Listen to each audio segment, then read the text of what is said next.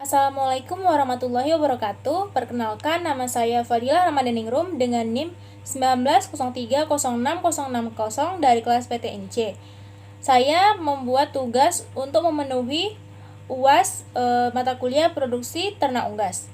Yang pertama adalah mengenai sistem pencernaan dari unggas.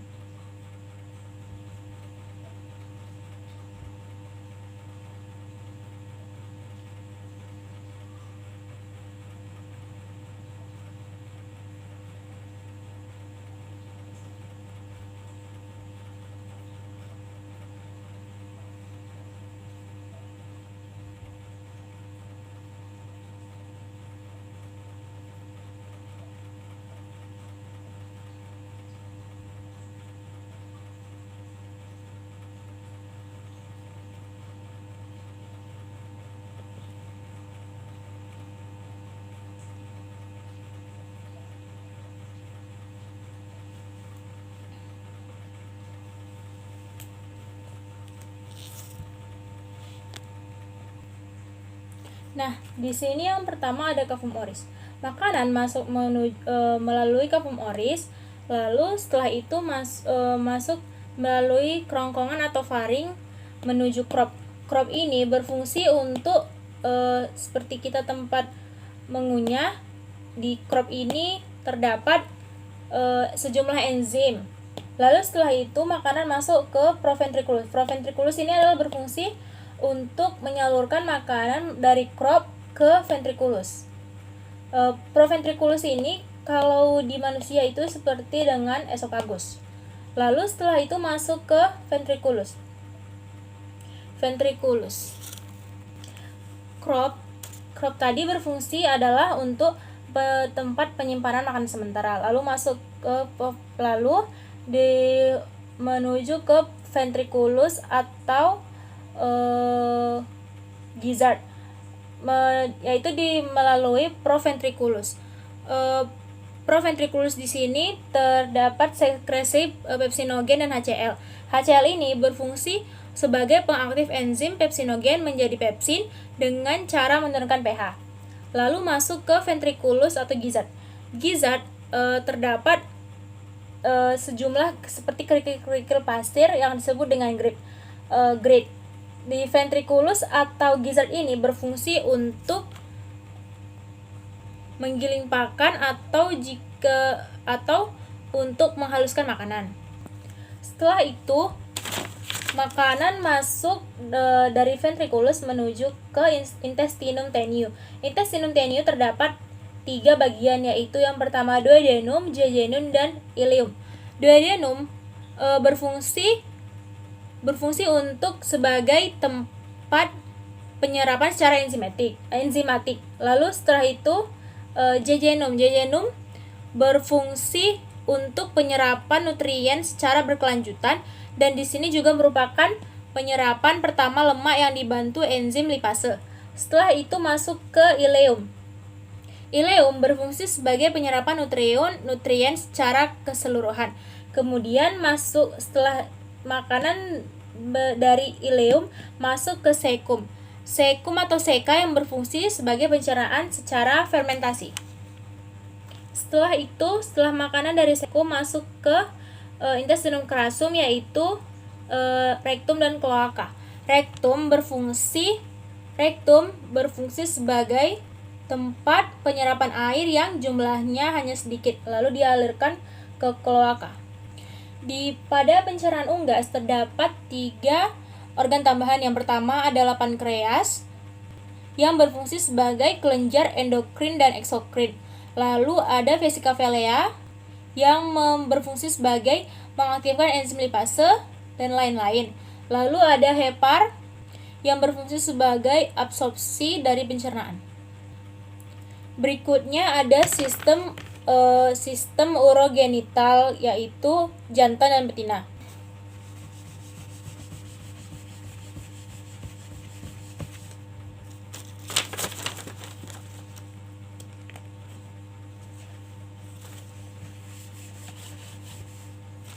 Yang pertama adalah pada jantan.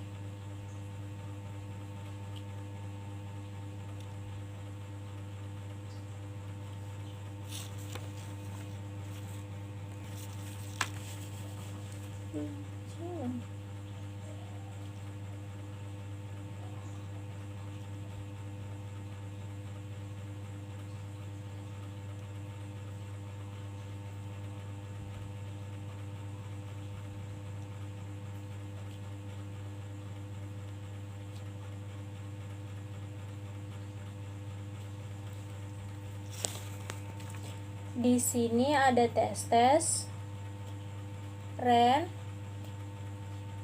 kloaka, uretra.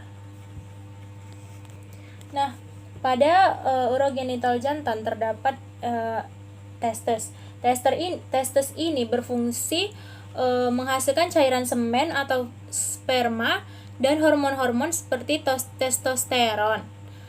Setelah itu cairan dihasilkan oleh epididymis yang terletak di bawah testis yang merupakan tempat cairan semen atau sperma. Lalu di sini ada ductus deferens atau vas deferens yang berfungsi untuk mengalirkan sperma atau zat semen tadi ke kloaka dan akan dikeluarkan melalui kloaka, ataupun dapat dikeluarkan melalui organ ejakulasinya, yaitu proctodeum.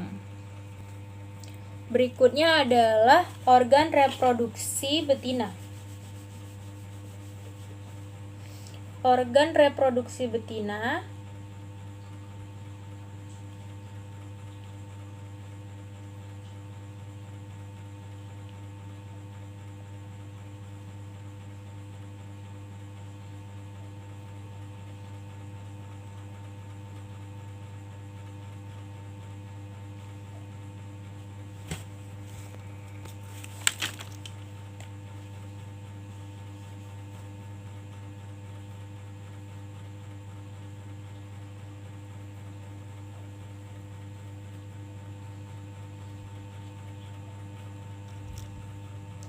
Yang pertama di sini ada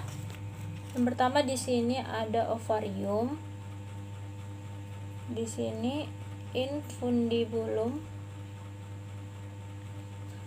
Lalu di sini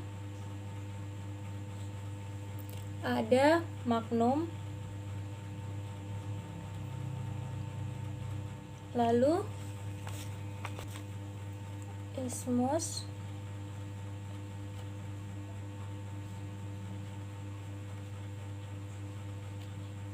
Di sini vagina, uterus,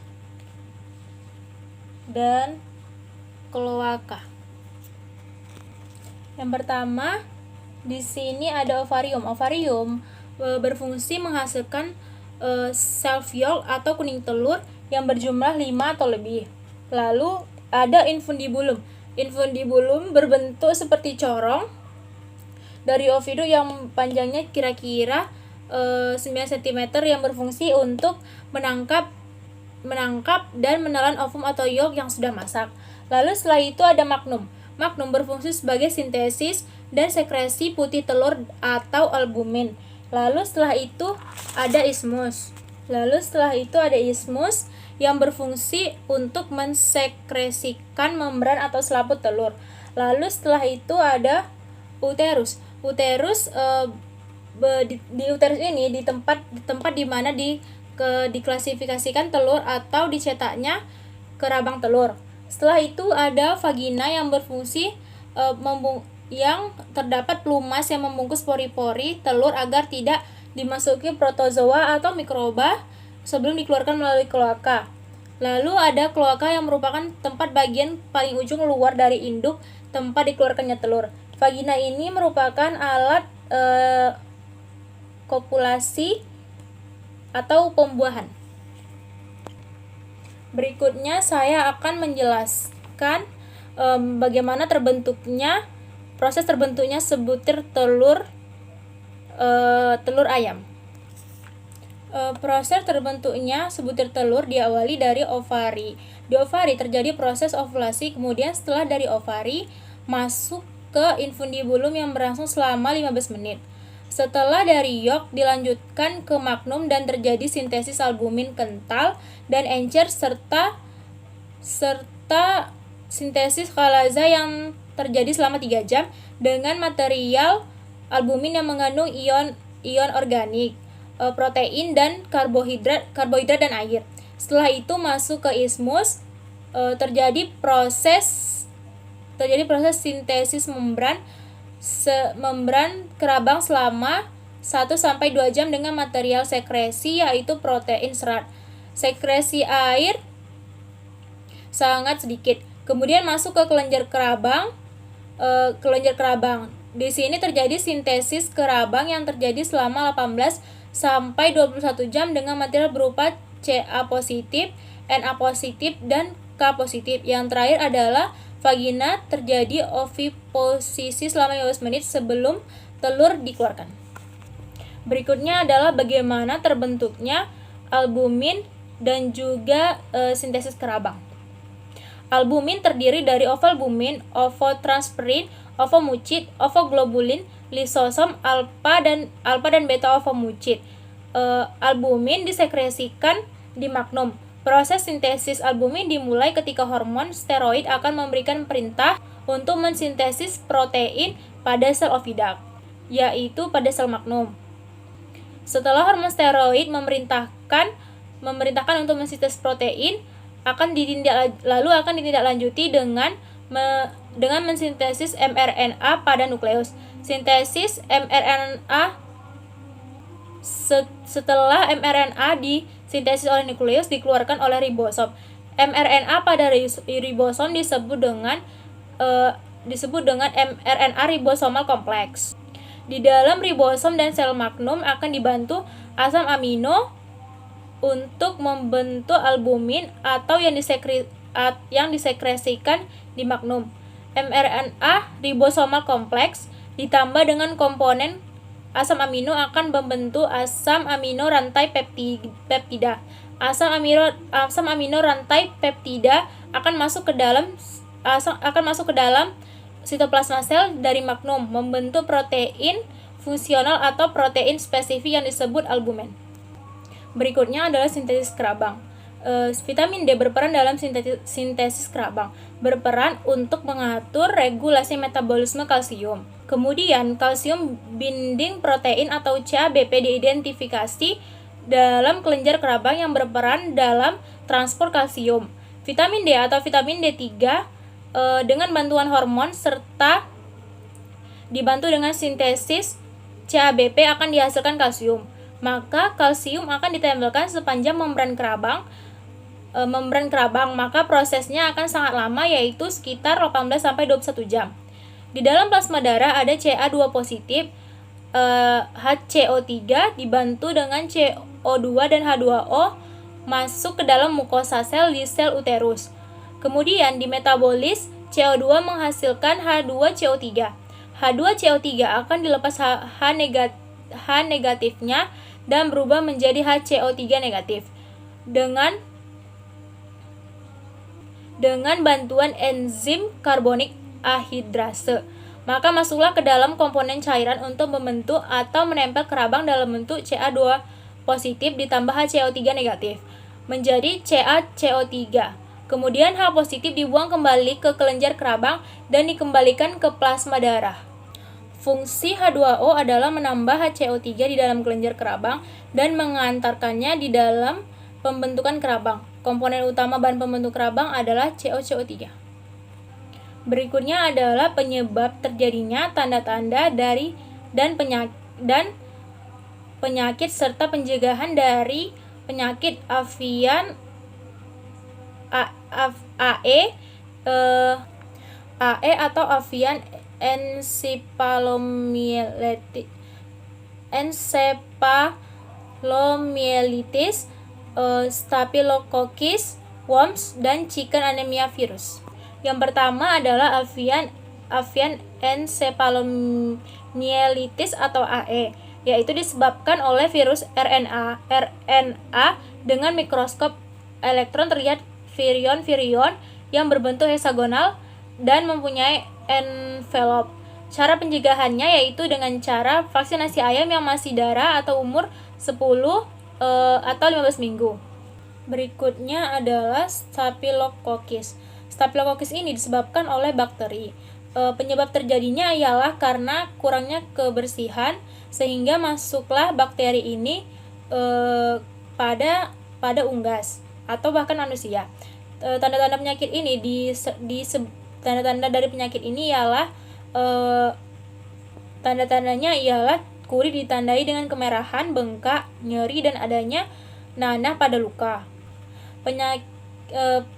Pencegahannya ialah dengan cara menjaga kebersihan kandang dan unggas, yaitu boleh dilakukan dengan cara penyemprotan desinfektan pada kandang. Berikutnya adalah worms atau cacingan. Penyebab terjadinya penyakit ini biasanya adalah karena makanan yang tidak bersih atau sudah terinfeksi telur cacing, atau juga karena bisa disebabkan karena adanya genangan-genangan air yang sudah ada cacing atau protozoa yang berdampak pada unggas. Tanda-tandanya ialah seperti biasanya pada kotorannya, jika dilihat dengan mikroskop akan terlihat telur-telur cacing. Lalu biasanya ada juga yang kotorannya itu seperti ada darahnya. Pencegahan dari penyakit ini ialah dengan cara kebersihan kandang tetap dijaga, makanannya juga dijaga. Lalu jika sudah terinfeksi bisa diobati dengan menggunakan obat cacing. Berikutnya adalah chicken anemia virus. Chicken anemia virus disebabkan oleh virus CA dari genus Kirchovirus. Pada penyakit ini ditandai dengan kekebalan tubuh menurun, pendarahan otot pada daerah otak dan abdomen. Cara mencegahnya ialah dengan vaksinasi pada umur 6 minggu dan pada induk ayam. Demikianlah penjelasan dari saya. Lebih kurangnya mohon maaf. Saya sudahi dengan Assalamualaikum warahmatullahi wabarakatuh.